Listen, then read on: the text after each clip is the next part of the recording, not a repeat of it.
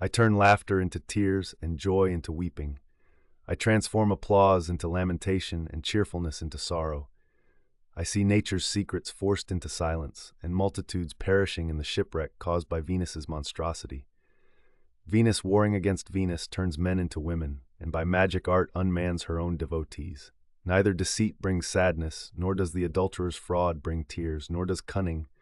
No, it is genuine grief that gives birth, genuine pain that produces offspring. The muse asks, pain itself commands, nature herself pleads, that I give them a tearful song through my weeping. Alas, where has nature's grace departed?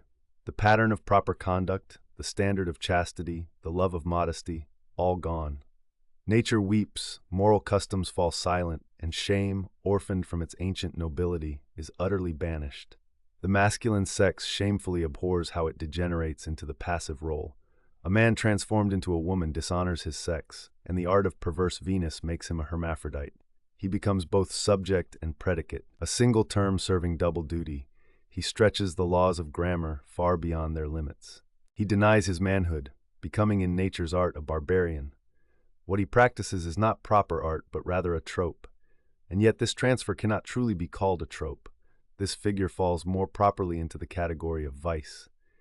Here is a perverted logic by which a simple conversion in art destroys the laws of nature. He strikes upon an anvil that coins no seed. The hammer itself recoils from its own anvil. No form of the womb marks any matter.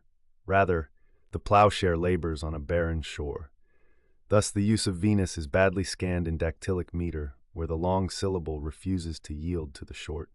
Though every form of a man might entreat with feminine appearance, always inferior in this honor, and though his face might be fashioned like Helen, daughter of Tyndareus, and though he might worship beauty that surpasses Adonis and Narcissus, still she is spurned.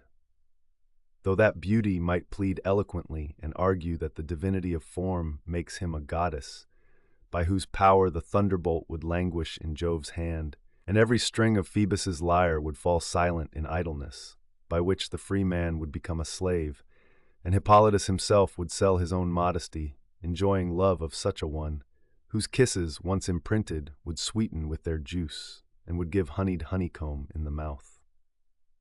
The spirit would depart, devoted to kisses upon the mouth, and would play entirely with itself upon the lips, so that dying thus in myself, dead to myself, I might enjoy in her a blessed life as my other self.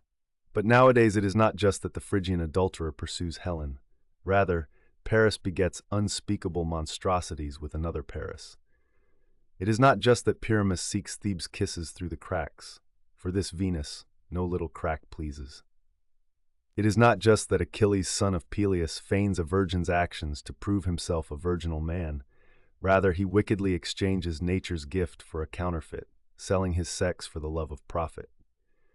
From the temple of the guardian spirit of procreation, such men deserve to be anathema, for they deny to genius both his tithes and his rightful due.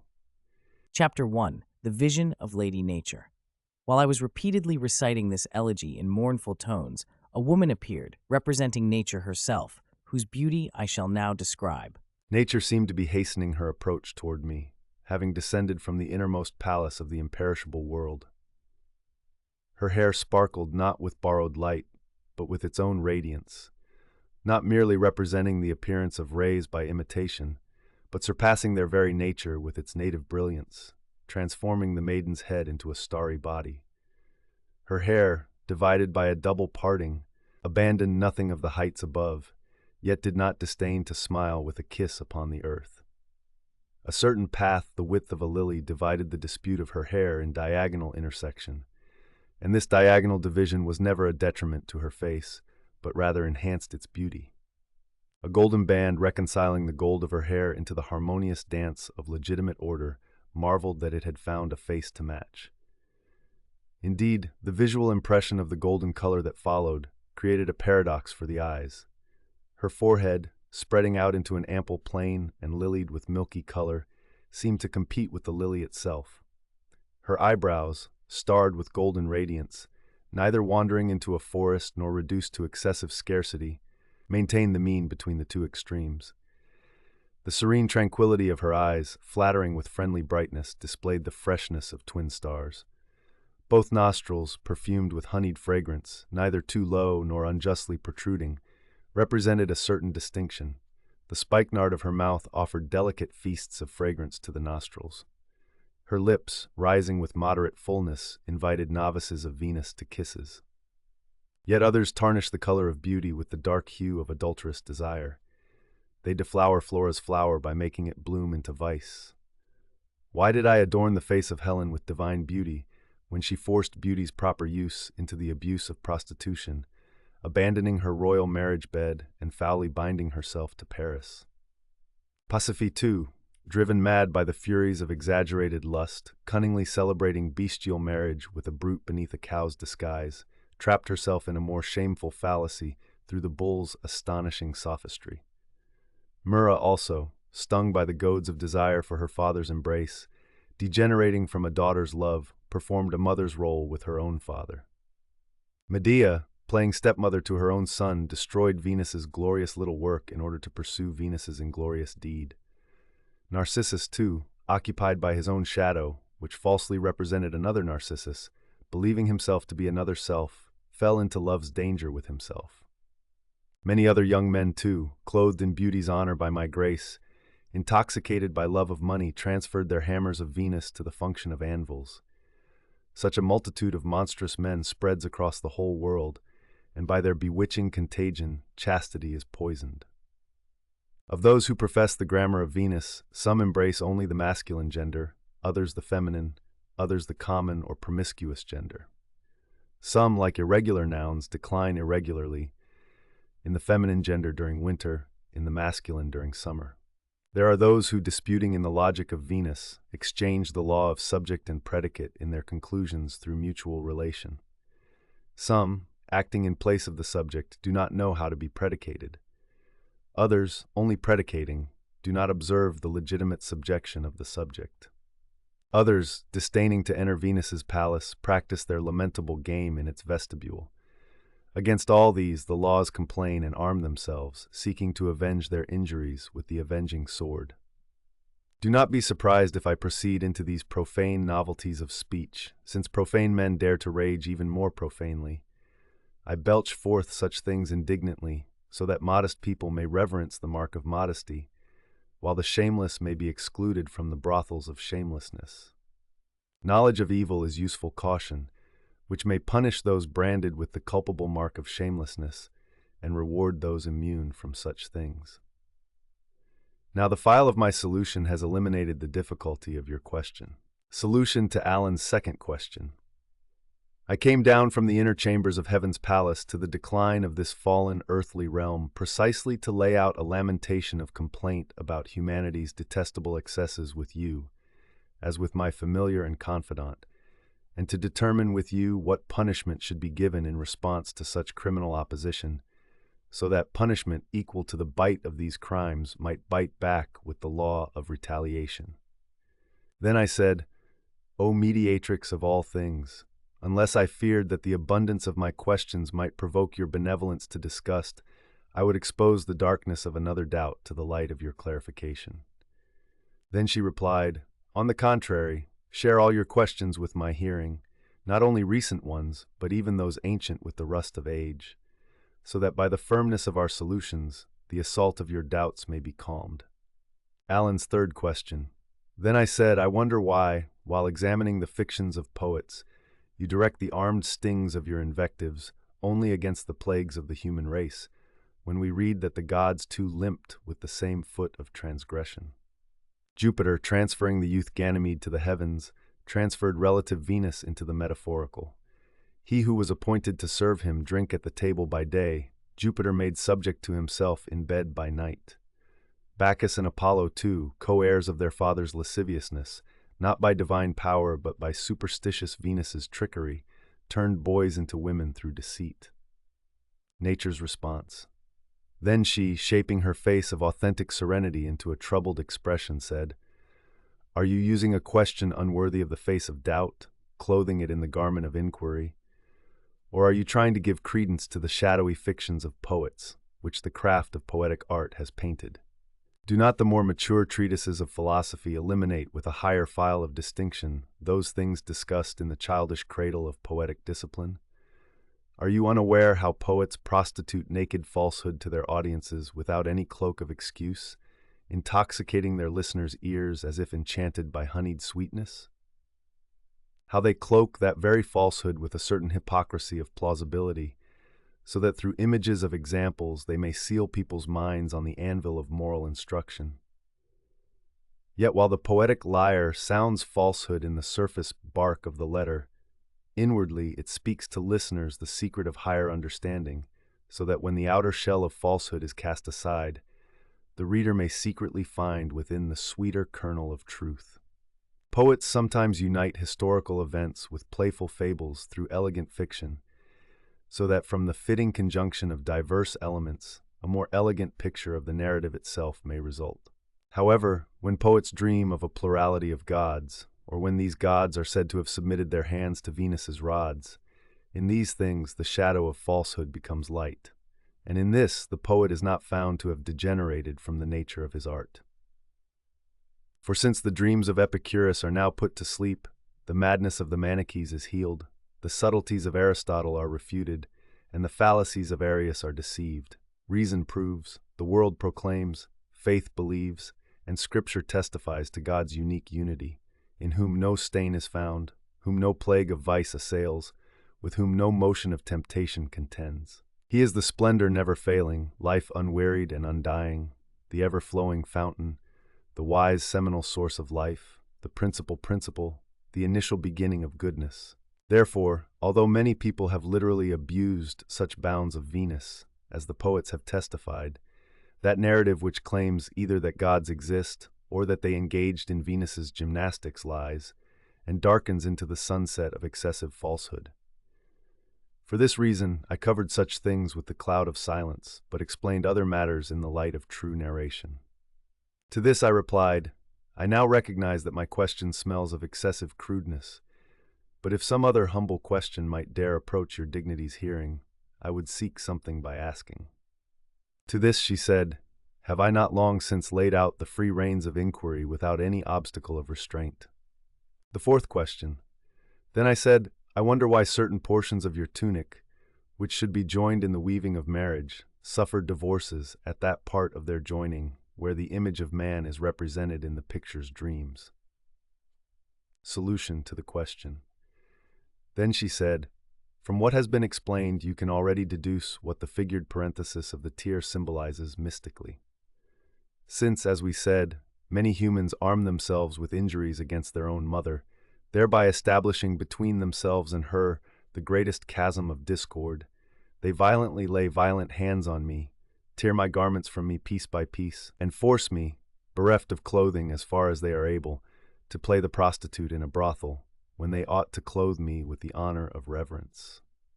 Therefore this is depicted on the garment through this tear, that in the vicious assaults of man alone, my ornaments of modesty suffer the insults of tearing. Then I said, Now the waves of my doubts, calmed by the serenity of your solutions, grant my mind a respite from interrupting. If it would please your affection, I would affectionately desire to know something. Alan's fifth question. What reasonable reason, what indiscreet indiscretion, what misdirected love has forced the spark of reason to sleep so deeply in man, that man, intoxicated by the Lethean cup of sensuality, became an apostate in your laws, indeed, that he would unlawfully war against your laws? Solution to the question. To this she replied, If you wish to recognize the origin of this most shameful plague, you must kindle higher the small fire of your mind, and you will find more eagerly the appetite for understanding. Let subtlety drive away the dullness of intellect. Let stability of attention restrain the waves of thoughts. Taking my beginning from a higher point, I wish to weave the sequence of my narration with more excellent inquiry.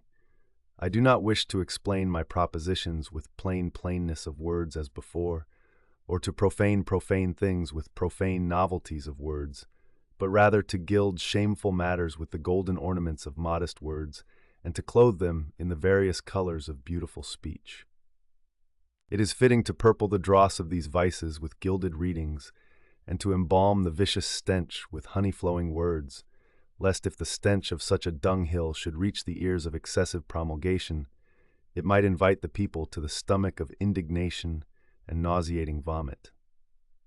Yet sometimes, as we tasted above, because words must be related to the things of which we speak, the deformity of speech must conform to the shapelessness of things. In the following treatise, however, lest harsh speech offend the reader's hearing or turpitude find place in a virginal mouth, I wish to bestow the cloak of euphonious speech upon these monsters of vice. Then I said, now the hunger of my intellect, the keenness of my burning genius, the flame of my inflamed mind, the stability and constancy of my attention demand what you promise. Then she said, when God wished to mark out from the ideal bridal chamber of preconception the structure of the world's palace, to paint the mental word that he had conceived from eternity concerning the world's constitution in its real existence, as if in material word, then as the world's elegant architect, as the golden smith of a golden work, as the artful artist of stupendous craft, as the maker of an admirable work, not with the laboring support of external instrument, not with the aid of pre-existing matter, not by the demand of pressing need, but by the command of arbitrary will alone, God fabricated the admirable beauty of the world's palace. God assigned various species of things to the world's palace, which, though separated by the conflict of differing kinds, he tempered by the congruence of lawful order. He imposed laws and bound them with sanctions.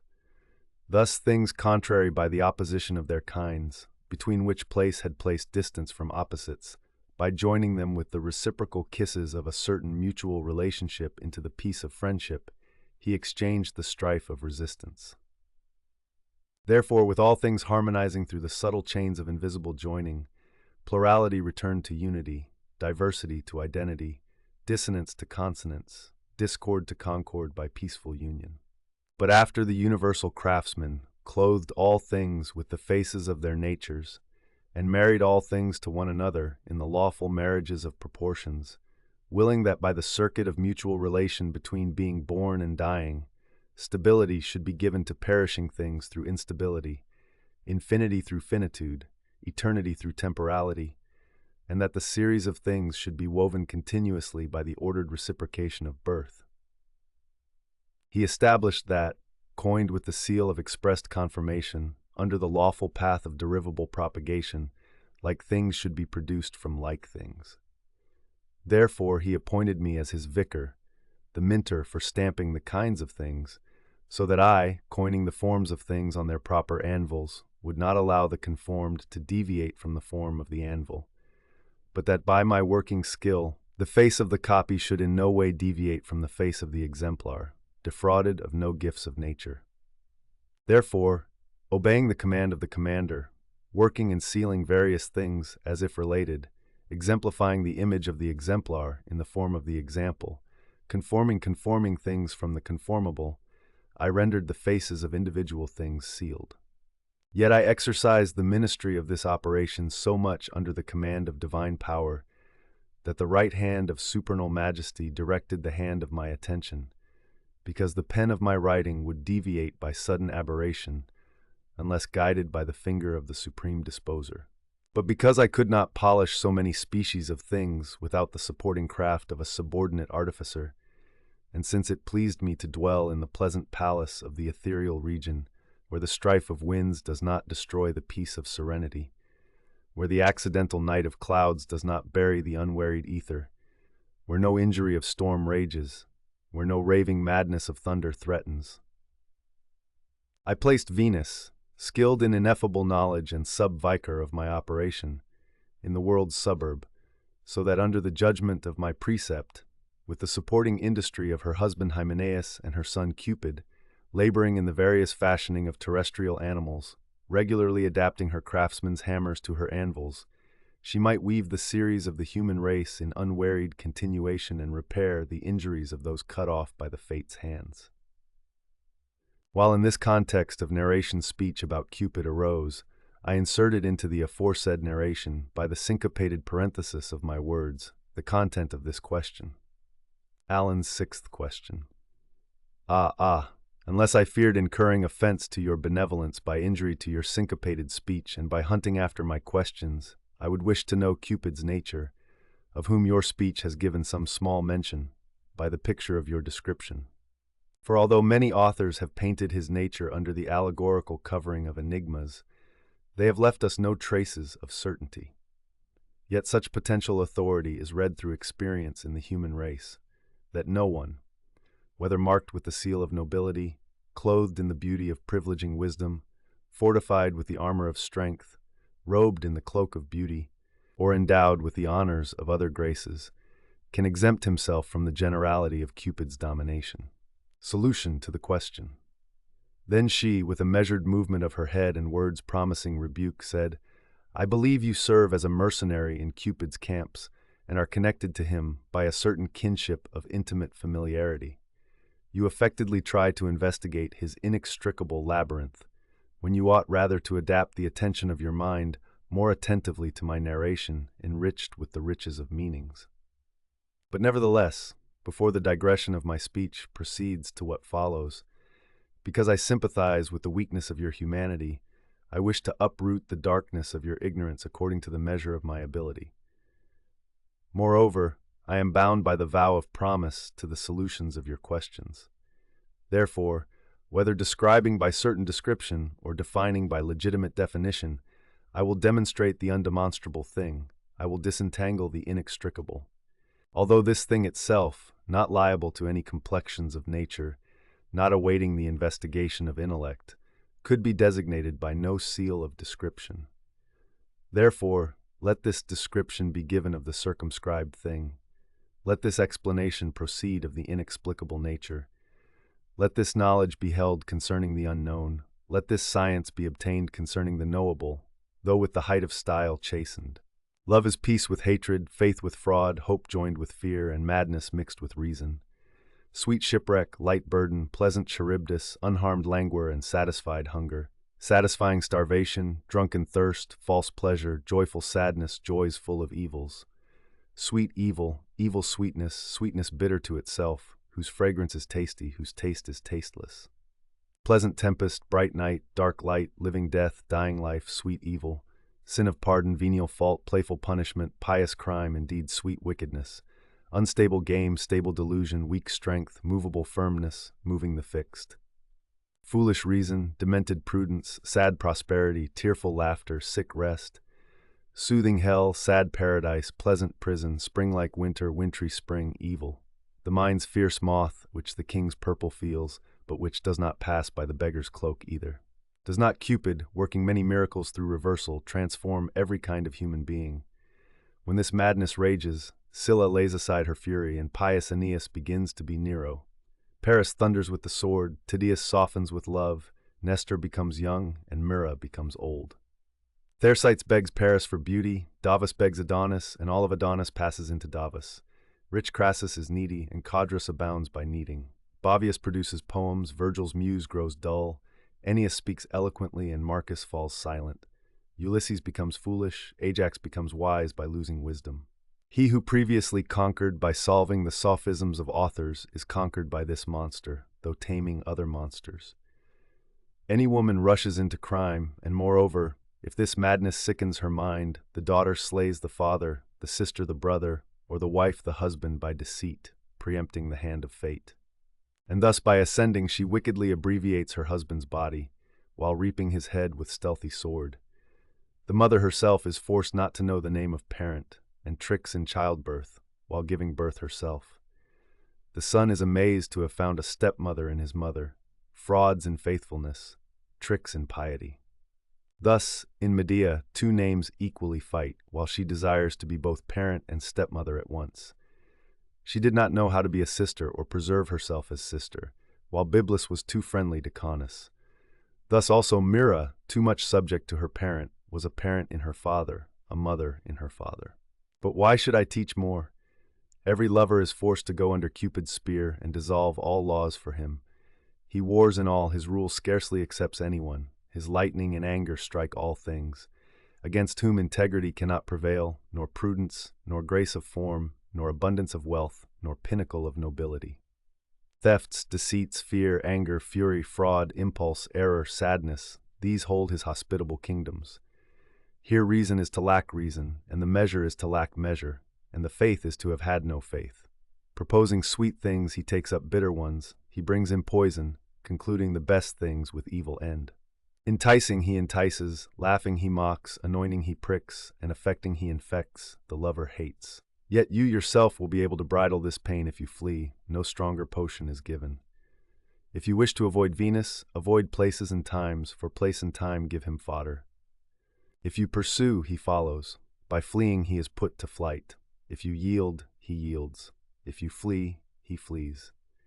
Now from this device of my teaching, the theory of Cupid's art becomes clear. But through the book of experience, you will be able to obtain the practice. Nor is it surprising if I insert notes of reproof in the aforesaid depiction of Cupid, although he is connected to me by a certain clasp of blood kinship. For neither the cloudy rust of detracting malignity, nor the heat of burning hatred going forth, nor the tyrant of envy raging outward impelled me to these invectives of accusation, but lest I seem to strangle by silence the evidence of truth speaking for itself. I do not rebuke Cupid's original nature and honesty, if it is circumscribed by the reins of modesty, if it is chastened by the bridles of temperance, if the seed of digression does not escape its appointed limits, or if its heat does not boil over into excessive swelling. But if its spark has burst into flame, or its little spring has swollen into a torrent, the excess's luxury demands the sickle of amputation, the swelling of abundance desires the relief of medicine. Since every excess disturbs the gait of temperate moderation, and the inflation of diseased abundance swells as if into certain abscesses of vices, therefore the preliminary theatrical speech, wandering through playful lasciviousness, is offered as a dish to your childishness. Now let the somewhat more mature style return to the purpose of the predetermined narration.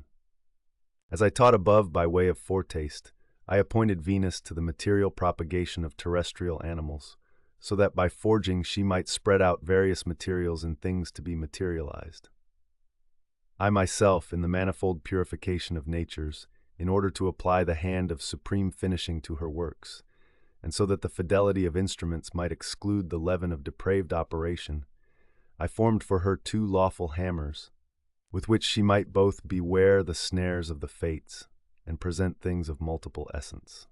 I also assigned noble workshops of anvils to her craft, commanding that by adapting these same hammers to them, she might faithfully devote herself to the fashioning of things, and not permit the hammers to wander from the anvils by any aberration.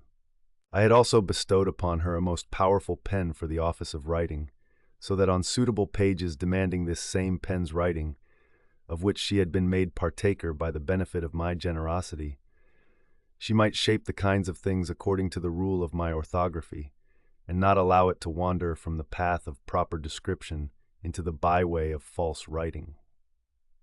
But since generative intercourse itself was bound to connect things of different sexes, dissimilar by ordered complexions, for executing the propagation of things, so that in its connections it might observe the canonical constructions of the grammatical art, and so that the nobility of her craft might suffer no detriment to its glory from ignorance of any art, I taught her to be instructed in courtly precepts under magisterial discipline, namely that discipline which would admit the rules of grammatical art in the artful unions of its constructions, but would exclude others outside the ordinary, redeemed by no excuse of figure.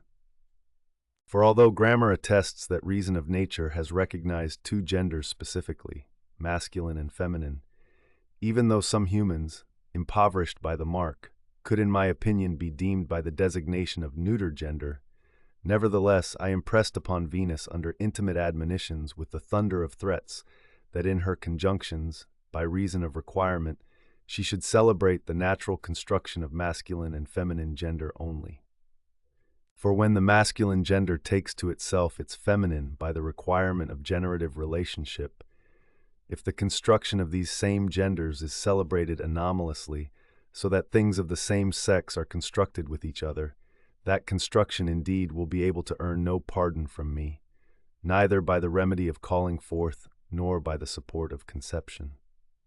For if the masculine gender should seek a similar gender by some injury of irrational reason, no honesty of figure will be able to excuse the vice of that construction's joining. but it will be shamed by the inexcusable monstrosity of solecism.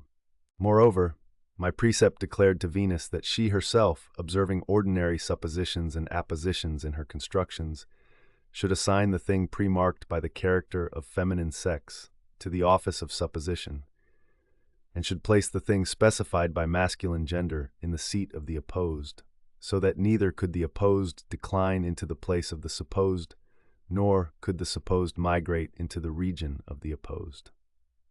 And even when both are governed by the other, the opposed should retain its adjectival property.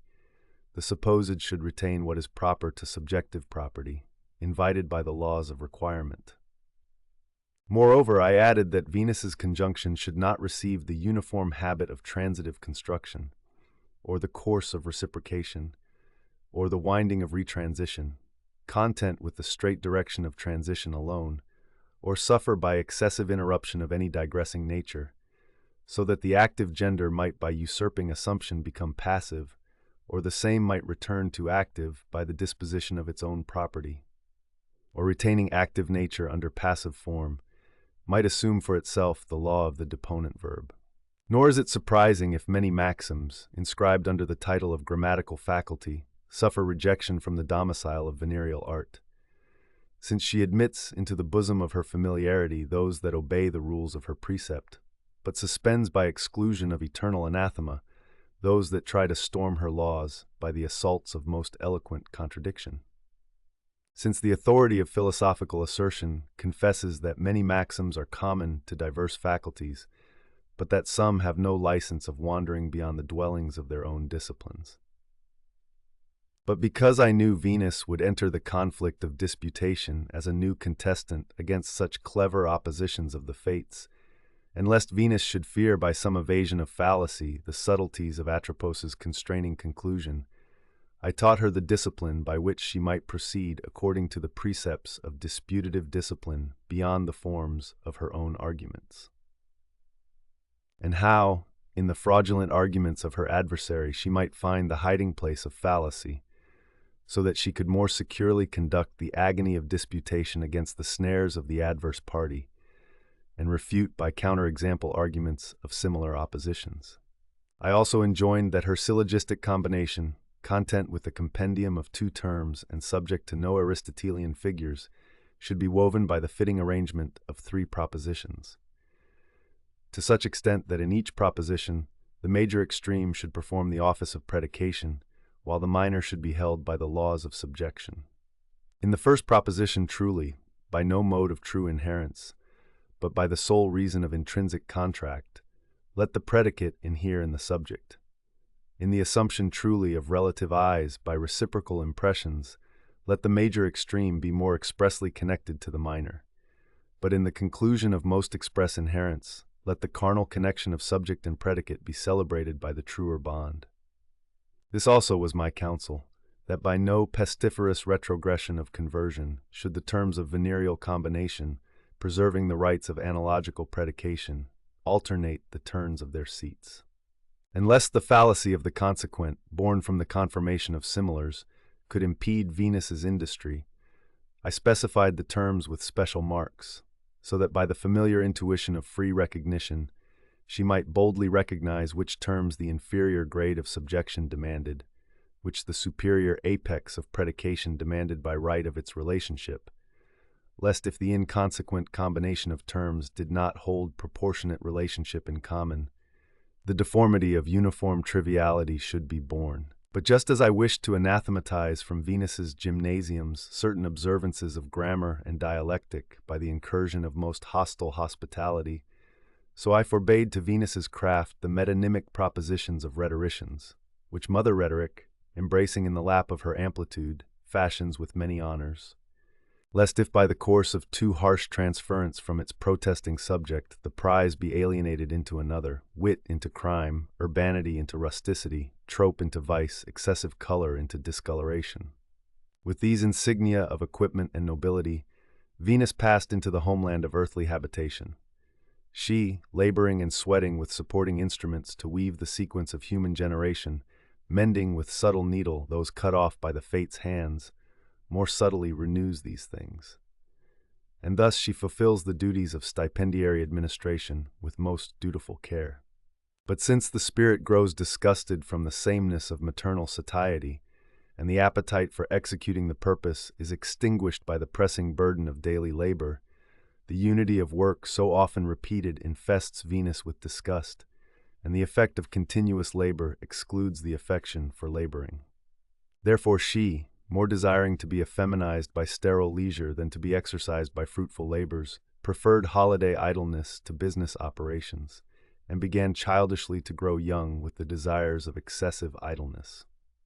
And since from him in whom the torpor of idleness encamps, all the soldiery of virtue is banished, and the sterility of idleness is wont to produce fecundity of depraved offspring, the flooding deluge of drink also foams over into excessive lusts, and unbridled gorging of food belches forth similar nauseas of superfluity. Venus, stung by these lethal furies, defiling the chastity of the marriage bed against her husband Hymenaeus, began to fornicate concubinarily with Antigamus.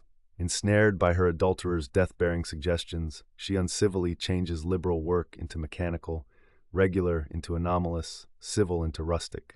Denying my precept, disinheriting the hammers from the consortium of anvils, she condemns them to adulterous anvils. The native anvils themselves, deploring the absence of their hammers, seem to demand them tearfully, and she who used to oppose the shield of defense to Atropos's sword mowing down all things, is now bound to her by mutual treaty in stability of reconciliation.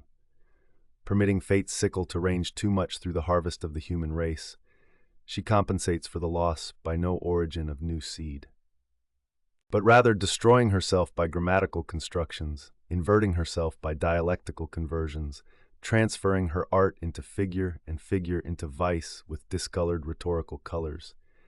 And while she perpetuates the enticements of concubinage with her adulterer by fornicating excesses, receiving from him in place of a son, she is made partner to a bastard, who, since he rejoices in no pleasantness of delight, wishes to take midday rest in the pleasures of no playful cheerfulness, so that as if by antiphrasis, joke is spoken from jokelessness, custom has impressed upon him the name Jocus. Therefore 2 sons have been given to Venus, discrepant by disparate kind, dissimilar by law of birth, soon differing in titles, deformed in craft. For Hymenaeus, at the boundary of uterine brotherhood in affinity, whom a lineage of more excellent dignity exalts, propagates for himself from Venus Cupid as son. But Antigamus, descended from buffoonish or ignoble kind, by adulterating, playfully parents for himself the adulterous son Jocus. The former's birth is excused by marriage's solemnity, the latter's propagation is accused by the vulgarity of open concubinage. In the former, the urbanity of paternal civility shines forth. In the latter, the rusticity of paternal incivility darkens. The former inhabits silvery fountains lustrous with brightness. The latter indefatigably frequents places condemned to perpetual aridity. The former has fixed his tents on pleasant plain. To the latter, the wooded valleys are pleasing. The former passes nights unfailingly in tabernacles. The latter continues days and nights under the open sky. The former wounds whom he hunts with golden hunting spears. The latter pierces whom he strikes with iron javelins. The former intoxicates his guests with bitter-sweet nectar. The latter destroys his own with sour drink of wormwood. Now my speech has inscribed upon the page of your mind how the damnable ruin of idleness has educated Venus to excess, how the inundation of flooding drink produces poisonous fire, how drawing its origin from gorging of food, the elephantine leprosy of luxury has struck many. Behold, concerning humans languishing with Venus's acute fever, I have sung a mournful song of sorrowful lamentation. Now likewise for others whom the diseased crowd of other vices disturbs, let us tune the cithara of complaining speech under elegiac song. For many, while avoiding and escaping the voracious gaping mouth of gluttonous Charybdis, are shipwrecked by unexpected peril in the abyss of malignant Scylla. Many also, while escaping the swollen encounters of impetuous torrent, are caught in the sliminess of the swamp. Others, while declining with consulting caution the precipices of the overhanging mountain, are dashed on the level plain by spontaneous precipitation. Therefore, what I shall discuss, fix to your mind with the nail of tenacious memory, and by vigilance of spirit shake off the sleep of torpor, so that, aroused with me by maternal affections, you may grieve in compassion for the shipwrecks of endangered humans. And armored with the shield of preliminary admonition, you may meet the monstrous army of vices, and if any depraved seeds dare sprout in the garden of your mind, uproot them with the sickle of mature cutting. Then I said, long since my mind, exhilarated by the compendium of your instruction, inclines a most willing ear to your corrections. Then she said, alas, how virtue conquered by vice labors toward ruin with headlong step. Every form of virtue exults, the reins of fury are loosened by vice. Justice's morning star languishes, the shadow of its shadow scarcely remains surviving. It mourns its extinguished star of honor, lacking light, abounding in night. While the lightning of crimes thunders through the world, the night of fraud clouds over faith's south wind. Yet no stars of virtues redeem the abyss of this night. Evening of faith descends upon the world, and nighttime chaos of fraud abounds. Faith languishes by fraud, fraud also deceives fraud by fraud. Thus deceit presses on by guile. Customs lack custom in a world lacking morals, laws lack law, and the rights of justice lose their own rights. Now every right is made without right, law flourishes without law. The world degenerates. The golden ages of the world now degenerate. The poverty of iron clothes the world, the nobility of gold once clothed it. Now frauds seek cloaks of hypocrisy, and the odorous stench of crimes seeks for itself the balms of virtues to give a cloak to depraved odor. Thus nettle to roses, seaweed to hyacinths, dross to silver, dye to purple. Poverty of form is cloaked, so that crime sometimes redeem appearances. But crime strips off all ornaments, and does not color itself with justice's light. For vice openly glosses itself, fraud itself becomes the tongue of its own fury. What safety remains when deceit arms even mothers against their own children? When brotherly love labors under fraud, and the right hand lies to its sister? The right of integrity is judged reprobate to observe the upright, and piety's law is wickedness. To be chaste is now shame to all. Without shame, the inhuman human strips off human uses of humanity. Therefore the degenerate one puts on the degenerate acts of the brute, and thus dehumanizing should be dehumanized. Alan's seventh question. To this, therefore, I replied, since the wanderer of this understanding roams in the air of generality, but specificity is friend to understanding, I would wish that you might unfold the vices which you entangle in a certain ball of generality through the multicolored intervals of most beautiful species. Nature's response. Since it is unseemly for the deserving reason of your request to be defrauded of fulfillment's merit, it is right that individual vices be noted for you separately with individual marks. Since therefore it has already been said how the whole world is endangered by the almost universal fire of impure Venus, it now remains to be said how the same world is shipwrecked by the most universal flood of gluttony. Since gluttony is as it were a certain proem to venereal execution, and as it were a certain antecedent to the venereal consequent. Note therefore that certain daughters of ancient idolatry, thoroughly uprooted, try in the present instant to restore their mother's empire and to raise her revived from the dead by certain prophetic songs. These, by prostitute's office, whitening with the face of phantasmic love, enticingly attract lovers and fraudulently lure them, who under sad joy, under friendly cruelty, under hostile friendship, like sirens sweet even unto destruction, presenting the melody of delight only on the surface, lead their lovers to the shipwreck of idolatry. One of these, to speak with a fictitious name by the congruence of property, can be called baccalaury. Concerning excessive drink. This baccalaury, depriving her lover of reason's spark, exposes him to the darkness of brutish sensuality.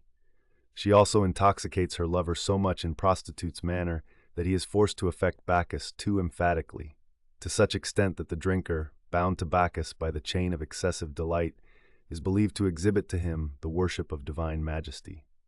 So much so that the Bacchus-worshipping man, not bearing Bacchus to be separated from himself by local distance, does not allow his god to linger long in the foreign capsules of vessels. But so that the divinity of this same god may attend him more familiarly, he encloses him in the barrel of his belly. But because the stomach's capsule often cannot long sustain such a guest's divinity, this same god shamefully evaporates, either through the Arctic pole of the eastern gate, or through the Antarctic of the western region. Many times also the worshipper of Bacchus constructs hospitality for Bacchus in cups powerful with material honor, so that his divinity may shine more divinely in a golden vessel. Whence the same wine, competing in brightness with ethereal splendors, contending in greenness with emerald colors, and excelling many flavors by the majesty of its own taste, provokes the sons of drinking by the sophistical dignities of its properties, so that they themselves celebrate Bacchus with ineffable love as the secret of ineffable divinity. Who also, animated by these things, lest anything of that divinity remain unexhausted, swallow Bacchus down to the dregs, and thus force their god to descend dishonorably into the Tartarian abyss of the belly. And while thus they proceed from the specific to the most general kind of drinking, they ascend the superlative degree of drunkenness. This plague attacks not only men of plebeian commonness, but also makes the haughty necks of prelates bow to it, to whom the graces of Bacchus are not sufficient, which nature's grace poured into him. But also, usurping reed-like attraction, now Bacchus glorying in marriage with roses, now breathing the fragrance of another flower, now arrogating to himself some privilege by hyssop's partnership, now enriched externally with the gifts of other things, they swallow him down into the impetuous Charybdis of the throat. To such extent that without sea they incur shipwreck, without sadness weeping, without illness lethargy, without drowsiness the sleep of drunkenness.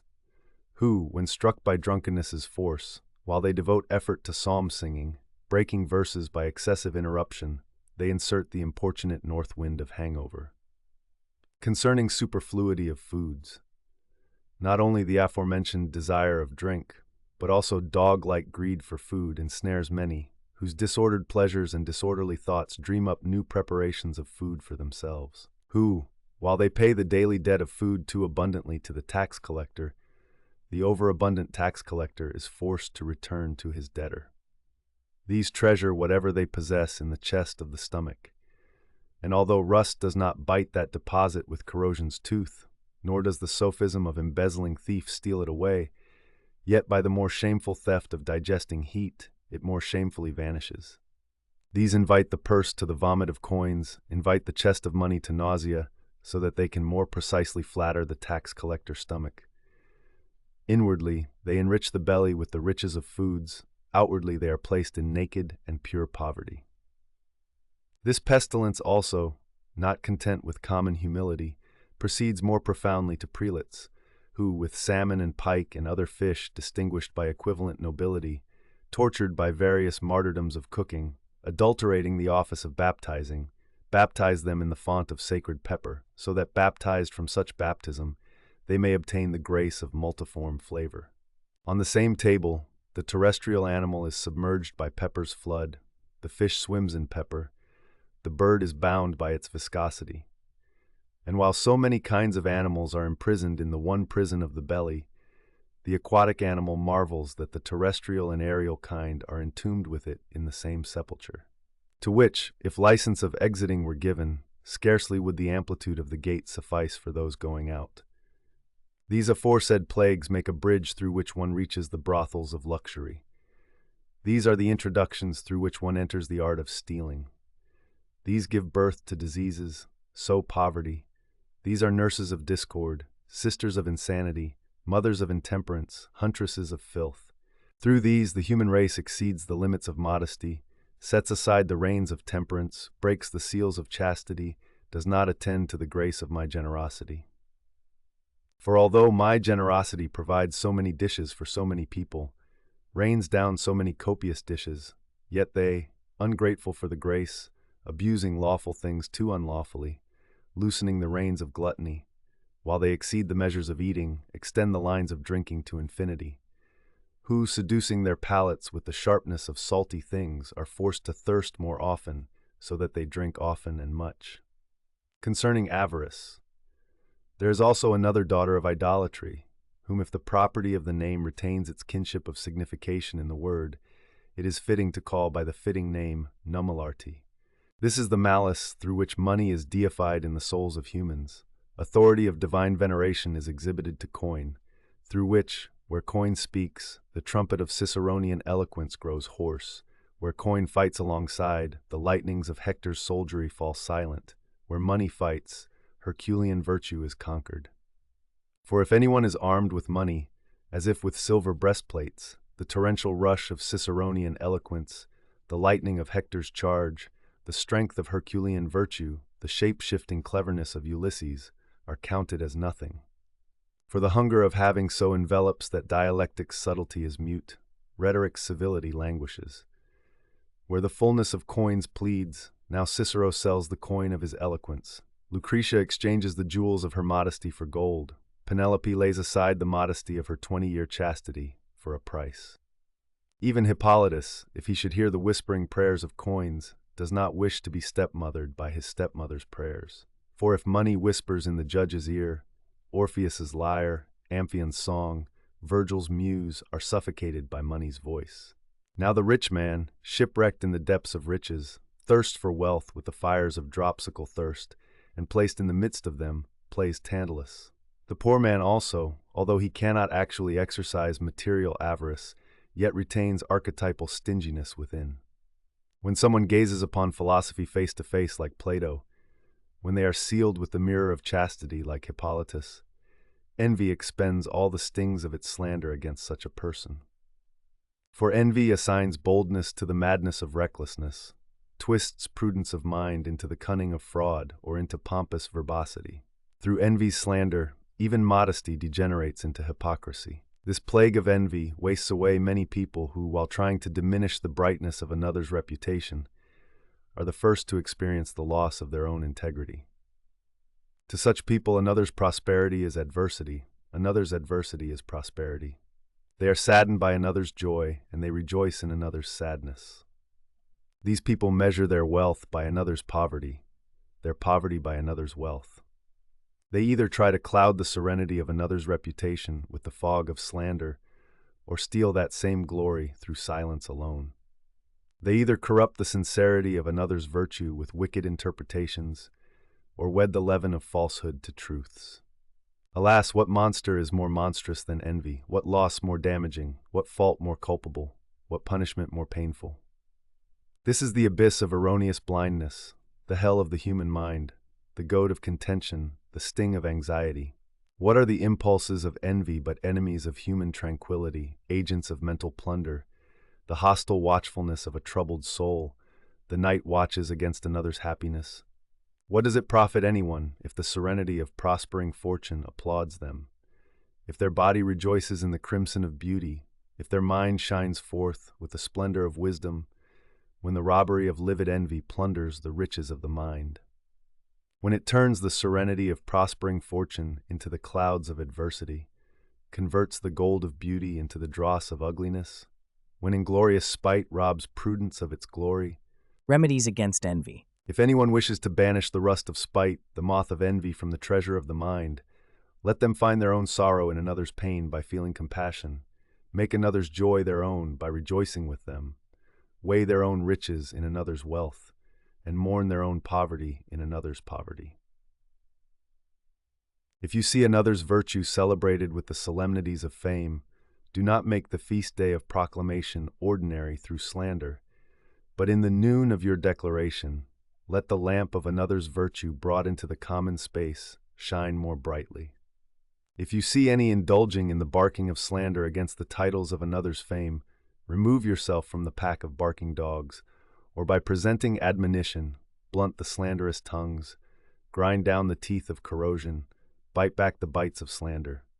On flattery. To this cloaked assembly of vices, flattery adds its portion of malignity. Struck by this pestilence are the courtiers of princes, palace dogs, craftsmen of flattery, smiths of praises, potters of falsehood. These are the ones who sound the trumpet of high-sounding commendation in the ears of the wealthy, who belch forth the honeycombs of honeyed flattery, who anoint the head of the rich man with the oil of flattery in order to extract gifts, who place pillows of praises under the ears of prelates, who either shake fictitious dust from their very cloaks, or artfully pluck feathers from an already featherless tunic. They redeem with begging praises the deeds of the wealthy, upon which the favor of indignant fame spits.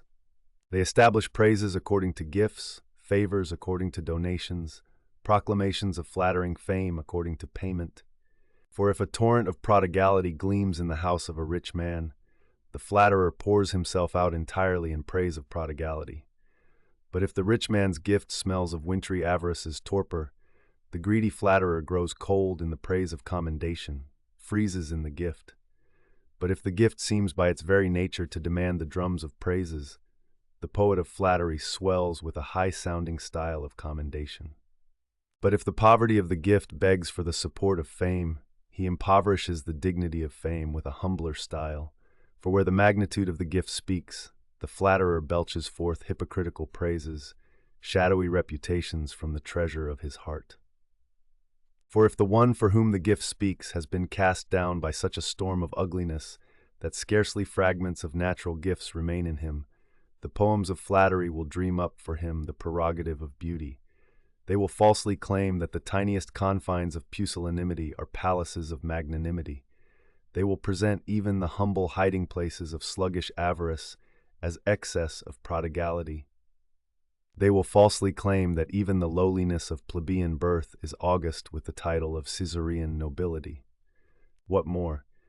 If in someone a multitude of crimes camps out, excused by no virtue from vices, as long as a gift appears as mediator, the mercenary flatterer of praises superficially colors the appearance of vices with a thin tunic of commendation. On the contrary, if the noon of all beauty brightens in someone's face, if the tongue gleams with silver pearls of eloquence, if the chamber of the mind flashes with the ornaments of virtues, yet if the craftsman of flattery does not expect the favor of a gift, he labors to mix fogs with the summits of vices into the light of such great honesty. What therefore is the anointing of flattery, but the extracting of gifts? What is the illusion of commendation, but the illusion of prelates? What is the smile of praise, but their derision? For since speech is the faithful interpreter of understanding, and words are faithful pictures of the soul, the face is the seal of the will, the tongue is accustomed to be the prophet of the mind. Flatterers separate the face from the will, the word from the soul, the tongue from the mind, the speech from the understanding by a wide interval of departure. For they smile with external whitewashing praise upon many whom they mock with internal mental ridicule. They praise many outwardly with plausible applause, whom they inwardly cheat with contradictory derision. Outwardly they applaud with a virginal face, inwardly they sting with a scorpion's barb. Outwardly they pour down honeyed showers of flattery, inwardly they vomit forth tempests of slander.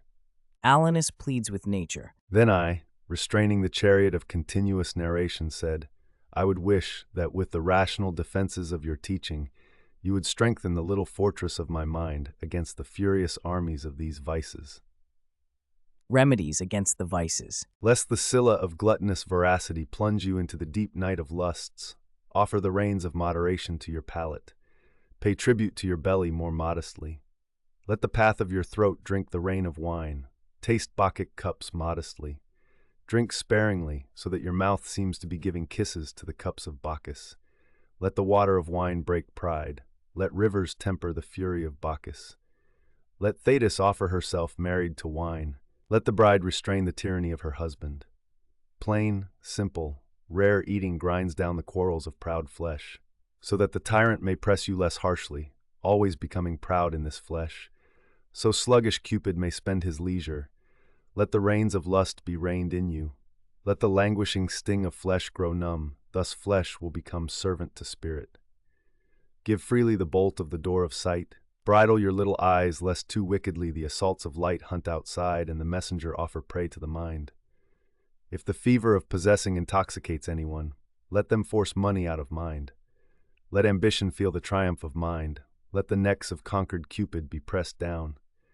Let not money itself linger in closed purses and sleep lazily, being available to no one, but rather let it keep watch, guardian of honor for rich uses. If time is present, if place demands, let the mass of buried money arise, let purses vomit forth coins completely. Let all gifts serve for honor. If you wish to trample the necks of pride, the blasts of swelling, the thunders of spirit, weigh the weight of fallen origin, the labors of life and the receipt of death.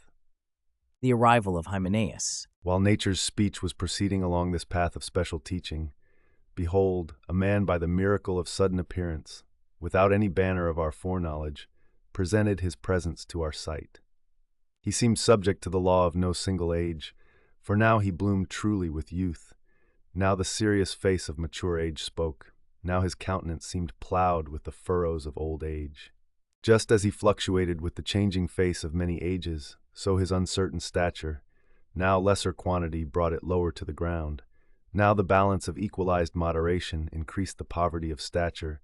Now with bold height of quantity it contended with gigantic excesses.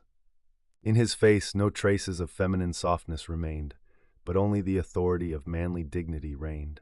His face was neither drenched with showers of weeping, nor brightened with the playfulness of laughter, but free from both, it more modestly aspired toward tears. His hair, having obtained a truce from strife, confessed the craft of an artful comb, yet lay adorned with the balance of moderate grooming, lest if it wandered in irregular arrangements, it might seem to migrate into feminine softness.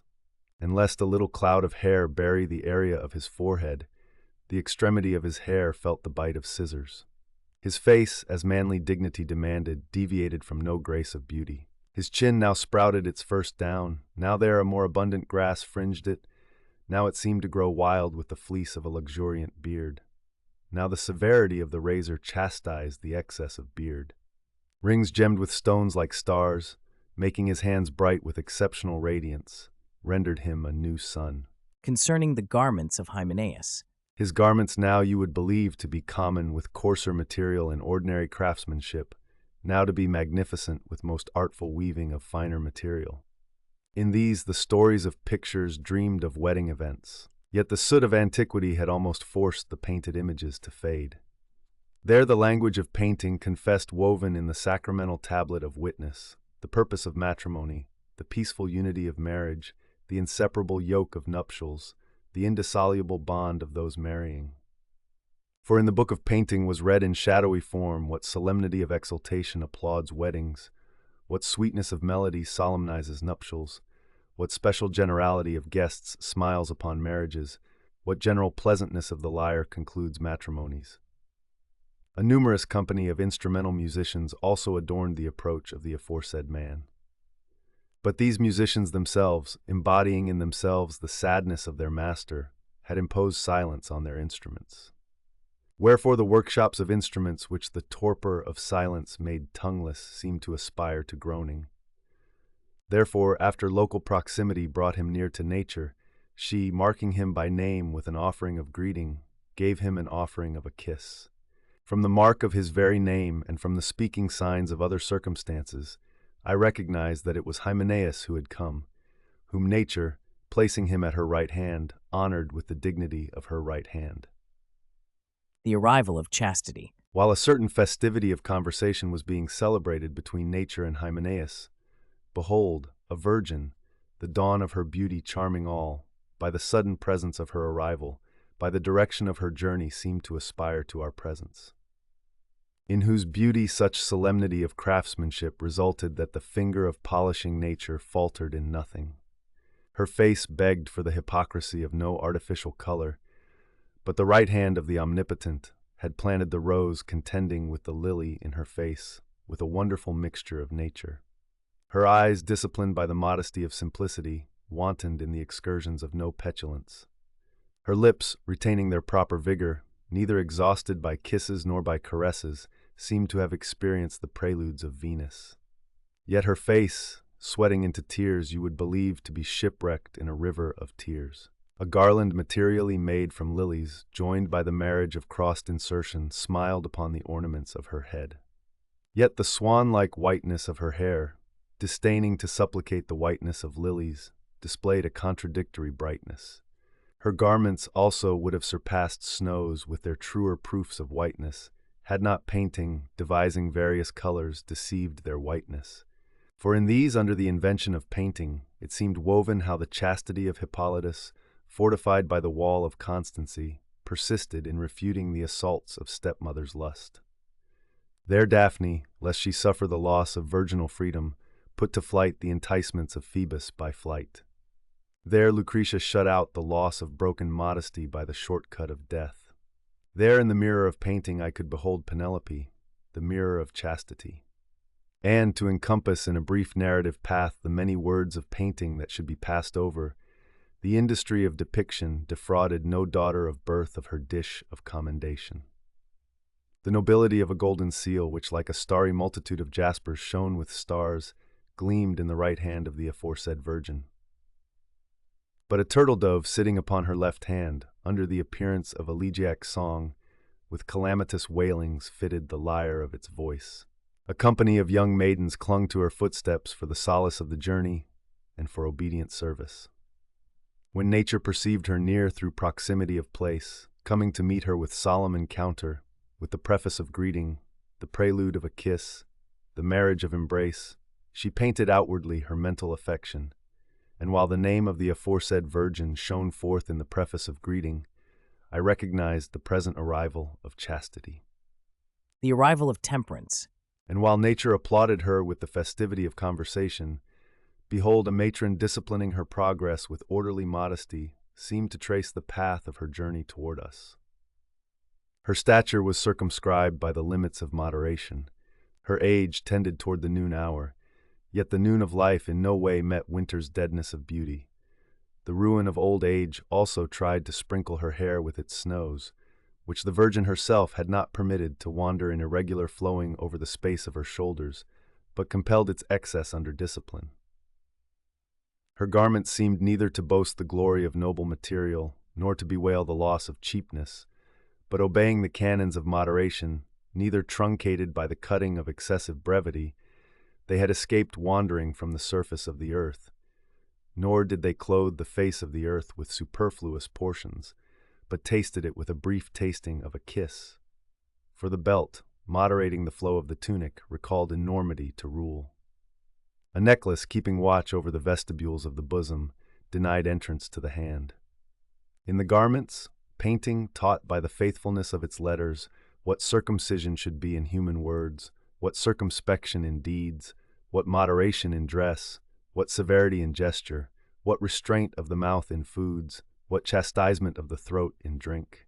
Therefore nature, receiving the aforesaid virgin surrounded by few attendants, with the applause of hasty meeting, with multiple epilogue of kisses and the auspice of specific greeting, figured the heap of her affection, and the expressed expression of her own name brought in the favorable arrival of temperance.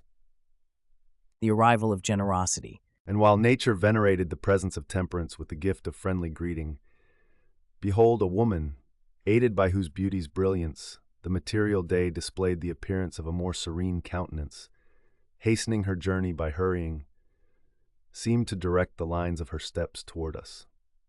Her stature, disdaining poverty, exceeded the rule of human height. Her head, not pressed down in humiliation toward earth, making her face bent, but lifting her gaze to higher things with erect neck, directed the course of her sight to loftier things. Nature sculpted her appearance with polished refinement, so that in her she might admire the skill of her own craft. A diadem, not redeeming poverty by the distinction of workmanship, nor recovering cheapness by the nobility of material, but presenting singular sovereignty in both, blazed on her head without the bite of destroying possession. Yet her golden hair, more flaming with more pleasing fire, seemed in disdain to provide benches to the golden diadem, which, neither cut short by the craft of scissors, nor gathered into bundles of braiding, but luxuriating in slower flowing, transgressing the boundaries of her shoulders, seemed to condescend to the poverty of earth. Her arms, not condemned to the poverty of shortness, but flowing with the course of length, not turned backward, but you would believe about to pass forward.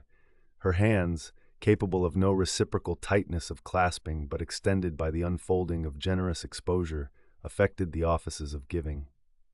Her garments also, obtaining their material from golden and silken threads, joined by the kiss of insertion, as the subtlety of work was commended by the generosity of material, rejoiced in the marks of such great craft that you would believe not a material, but even a celestial hand had labored on the work.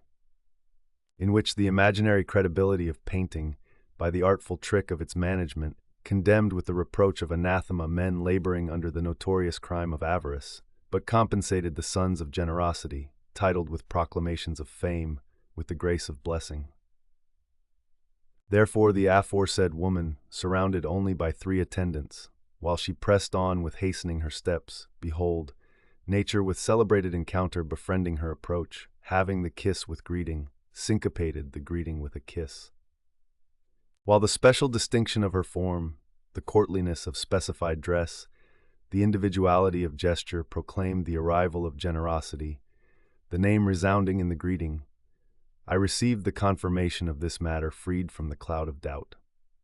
The arrival of humility. While nature was paying to generosity the rites of first greeting and friendly applause, behold, a girl, slower with the slowness of lingering step, more serene with the placidity of dove-like countenance, humbler with the smallness of more chastened stature, seemed to turn toward us with the modesty of tortoise-like step.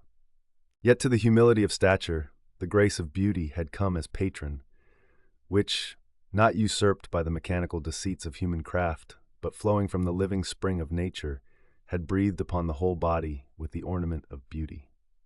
Her hair had been cut short with such biting of scissors that the figure of cutting almost migrated into excess. Her hairs, wandering in some byway of disorder, entangled in inexplicable complication, you would believe were quarreling among themselves. Her head, cast down with profound lowering, bent humbly toward the earth. Her garments, not degenerate from the native color of material by adulteration of applied color, defended the commonness of suburban material by the aid of artful workmanship. There it was read inscribed in the fabulous inventions of painting, how humility shone forth with the banner of distinction in the catalogue of virtues, but pride, suspended by the mark of excommunication from the sacramental synod of virtues, was condemned to the destruction of extreme banishment. Therefore, to her as she approached, nature coming in meeting with more earnest haste, sweetening the dish of her greeting with the seasoning of kisses, displayed the countenance of heartfelt affection. In the particular idioms of the person, the arrival of humility was revealed to me. Nature's plaintive speech with Hymenaeus and the aforesaid virgins. When Hymenaeus and the aforesaid virgins mirrored in nature's face the appearance of internal complaint and labored to produce the ideas of internal grief into images of external lamentation, behold nature, anticipating words with words, said, O sole lights of human darkness, morning stars of a setting world, special planks for the shipwrecked, singular ports amid worldly waves. By the maturity of rooted knowledge I know what is the reason of your assembly, what the occasion of your coming, what the cause of lamentation, what the beginnings of grief. For men, formed only by the appearance of humanity, but inwardly cast down by the deformity of bestial enormity, whom I grieve to have clothed with the cloak of humanity, try to disinherit you from the patrimony of earthly habitation, completely usurping earthly dominion for themselves, forcing you to return to your heavenly dwelling. Since therefore my own matter is at stake when the neighboring wall is inflamed by fire, suffering with your compassion, grieving with your sorrow, in your groaning I read my own groaning, in your adversity I find my own loss. Therefore, omitting nothing of what is appropriate, having achieved my proper end in myself, insofar as I am able to extend the arm of my power, I will strike them with vengeance, answering to vice. But because I cannot exceed the limit of my power, nor is it within my capacity to completely uproot the poison of this pestilence, following the rule of my possibility, I will brand with the mark of anathema men ensnared in the windings of the aforesaid vices. But it is fitting that genius be summoned, who serves me in priestly office, so that he may eliminate them from the catalogue of natural things, from the boundary of my jurisdiction, with the assisting presence of my judicial power and with the agreeable grace of your assent, by the pastoral rod of excommunication. Hymenaeus will be the most proven executor of this embassy, with whom shine the stars of stellar eloquence, with whom is located the treasury of examining counsel. The embassy of Hymenaeus with nature's letter to genius. Then those standing by, resting from the tears of their complaint, with profound lowering of heads, submissively paid thanks to nature with abundant profession. But Hymenaeus, humbling himself in the present sight of nature with bent knees, confessed himself bound to the assigned embassy. Then she marked a paper document with the inscription of this kind of exemplary verse. Nature, by the grace of God, first vicarious creatrix of the worldly city, to genius, similar to herself as another self, and to him befriended through all things by the kindnesses of serene fortune.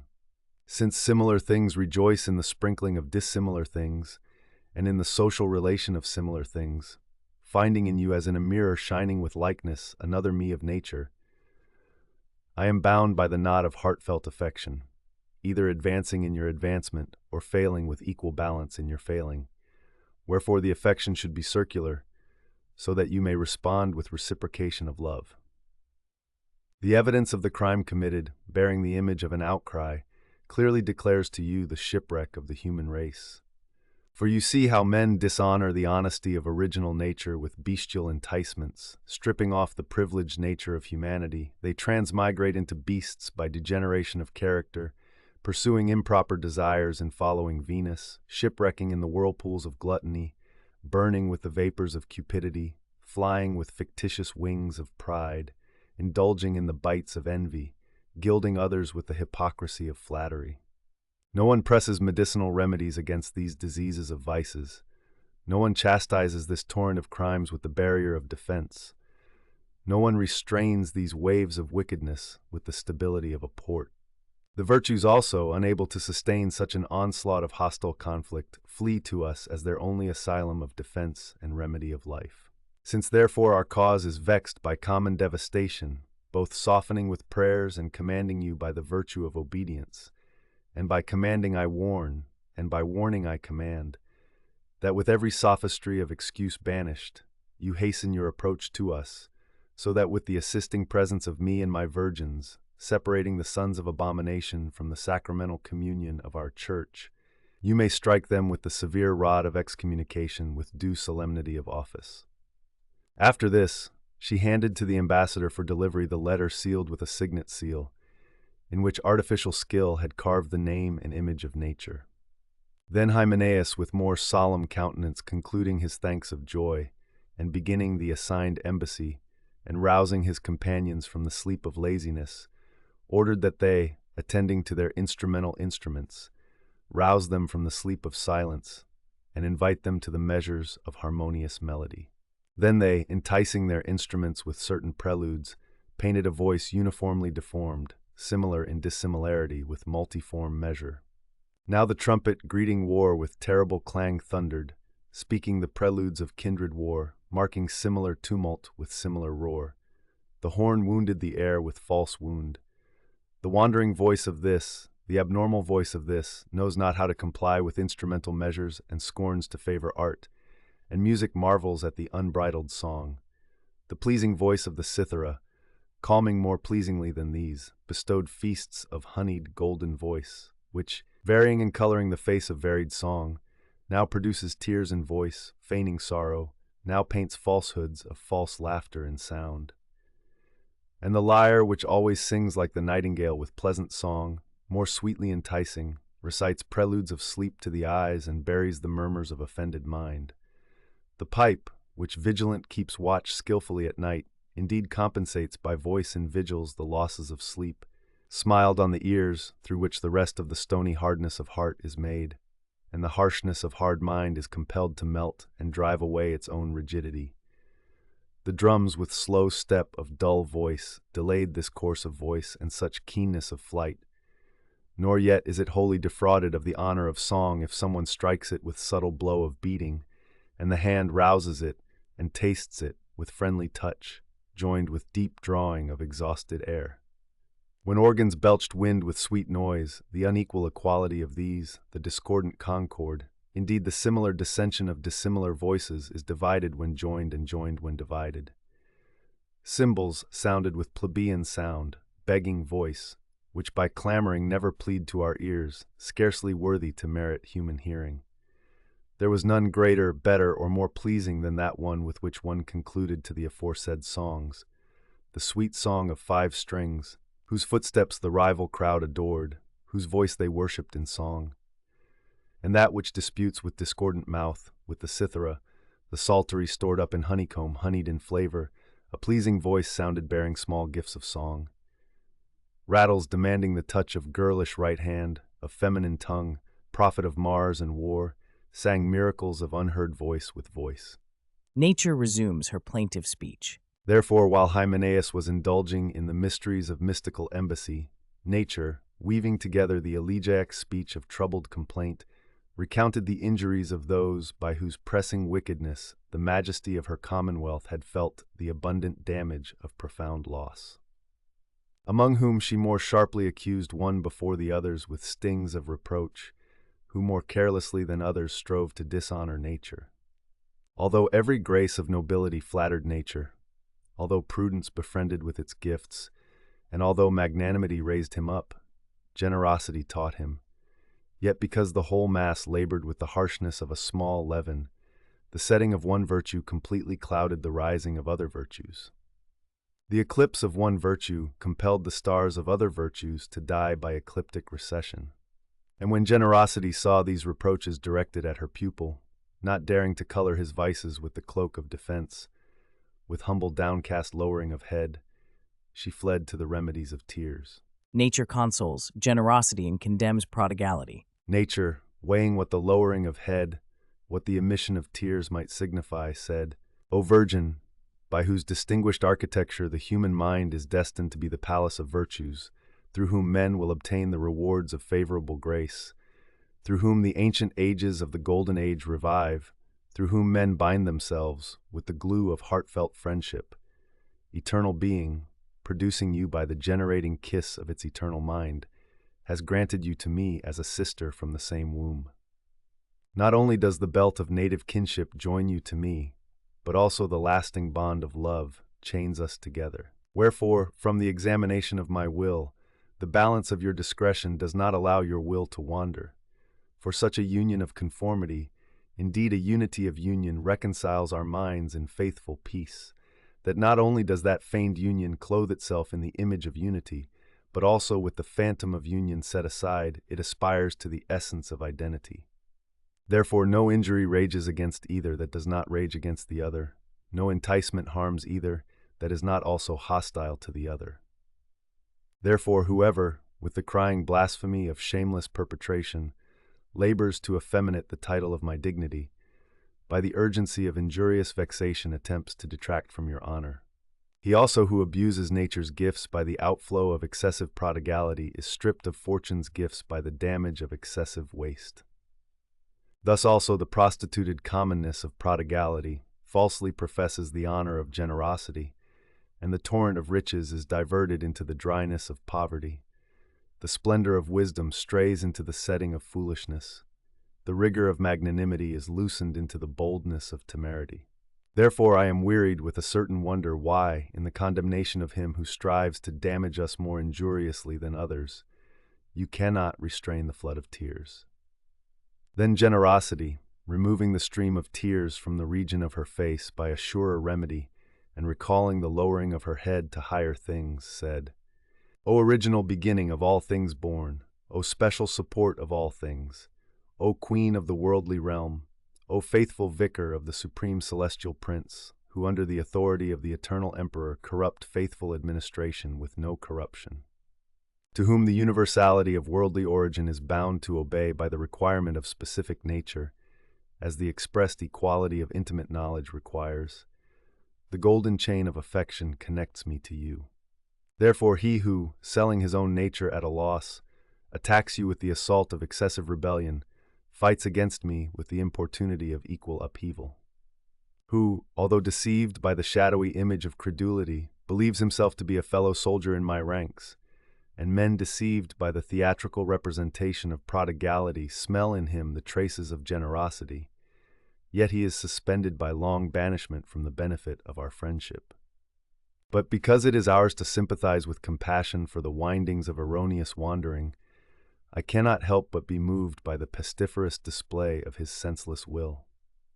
The arrival of genius. While an intercalary conference of dramatic conversation was being celebrated among these virgins, behold genius, with the applauding joy of instrumental music, appeared with new brilliance of appearance. His stature, fittingly modified by the canon of moderation, neither complained of the cutting away of diminution, nor was saddened by the addition of superfluity. His head, clothed with frosty hairs of whiteness, bore the mark of wintry old age. Yet his face, polished with youthful smoothness, was furrowed by no plowing of old age.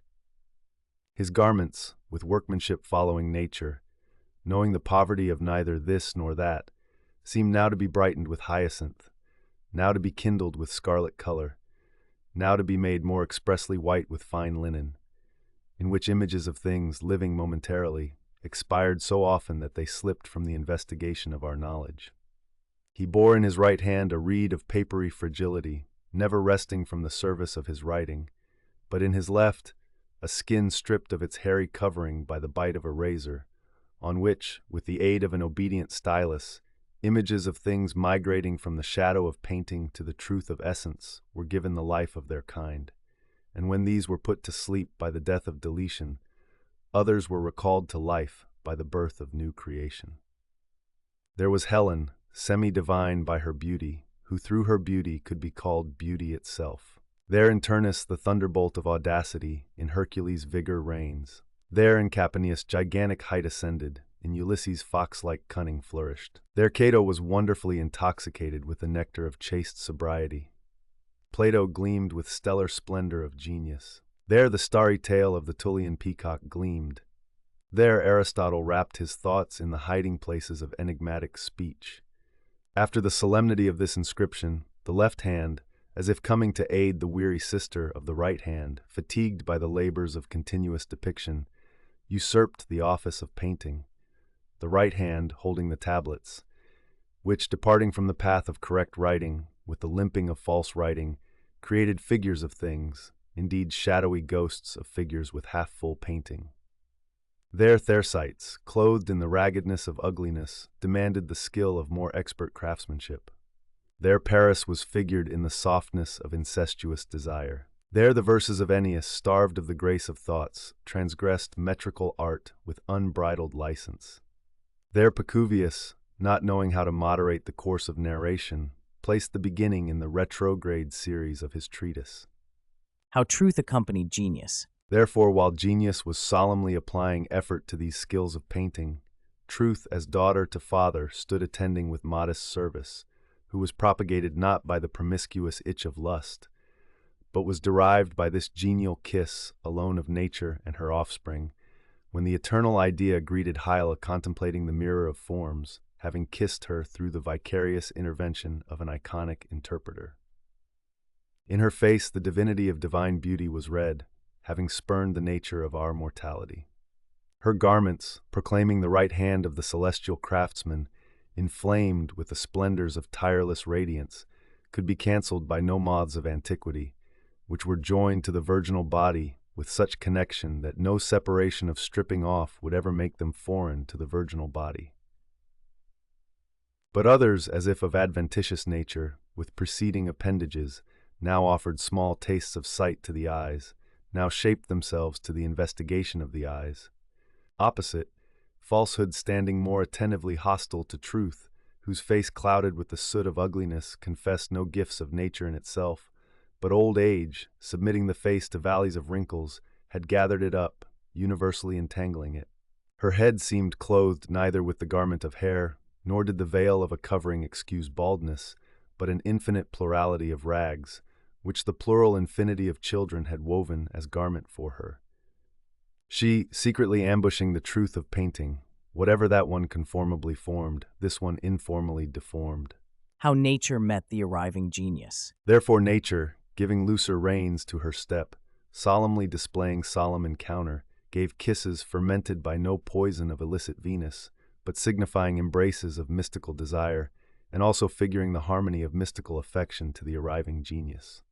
Genius addresses nature. When mutual congratulation was completed at the limit of fulfillment, genius imposed silence, his hand requesting silence, and consequently coined the matter of his voice into this form of speech. O nature, not without the divine breathing of internal inspiration, from the balance of your discretion has proceeded this imperial edict, that all who by abusive disuse strive to render our laws obsolete, and resting on the feast day of our solemnity, may be struck with the sword of anathema. And because the law of this legitimate promulgation does not attack the law of justice, and the balance of your judgment sits upon the examination of my discretion, I hasten quickly to strengthen the rule of your edict. For although my mind, troubled by the deformed vices of men, journeying in the hell of sadness, knows not the paradise of joy, yet in this it smells the beginnings of pleasant joy, that it sees you with me sighing for the sighs of due vengeance. Nor is it surprising if in the conforming union of our wills I find the melody of concord, since the notion of one exemplar idea has brought us forth into native being. The condition of one official administration conforms us, since no hypocritical love joins our minds with superficial bond of affection, but the modesty of chaste love inhabits the internal hiding places of our souls. While genius was forming the course of his speech with this compendium of words, as if with the aurora of his exclamation being born, withdrawing for a little while the darkness of sadness, with the honor of her dignity preserved, nature paid to genius the rites of thanks. Here genius promulgates the excommunication against those named above. Then genius, after laying aside common garment, vested with the more celebrated ornaments of priestly vestment, under this image of words, called forth outwardly from the innermost chambers of mind the aforesaid series of excommunication, with this course of speech proceeding. By the authority of superessential being and its eternal notion, with the assent of the celestial host, and with nature and the other virtues supporting by their ministry, let every one be separated from the kiss of supernal affection. Let him be degraded from nature's grace as the merit of ingratitude demands. Let him be segregated from the uniform counsel of natural things. Whoever either distorts the lawful course of Venus, or incurs the shipwreck of gluttony, or feels the nightmare of drunkenness, or thirsting experiences the burning of avarice, or climbs the shadowy height of insolent arrogance, or suffers the heartfelt destruction of spite, or communicates the fictitious love of flattery. Whoever makes abnormal exception from the rule of Venus, let him be deprived of Venus's seal. Whoever is submerged in the abyss of gluttony, let him be chastised with the shame of begging. Whoever is put to sleep by the Lethean river of drunkenness, let him be vexed by the fires of perpetual thirst. He in whom the thirst of possessing burns white-hot, let him incur perpetual poverty.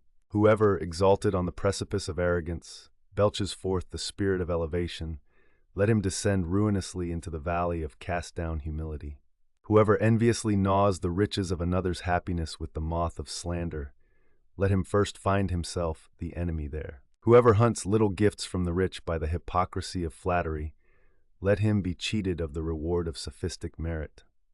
After genius granted an end to his speech with this destruction of anathema, the attending company of virgins applauding this imprecation strengthened genius's edict with swift word of confirmation, and the lamps of wax candles in the hands of the virgins, shining at noon with their lights, seemed cast down to earth with a certain scorn and lowering, dejected by the sleep of extinction. Conclusion of the work. When the mirror of this imaginary vision was withdrawn, the sight of the previous mystical apparition abandoned me as I was roused from ecstasy into sleep.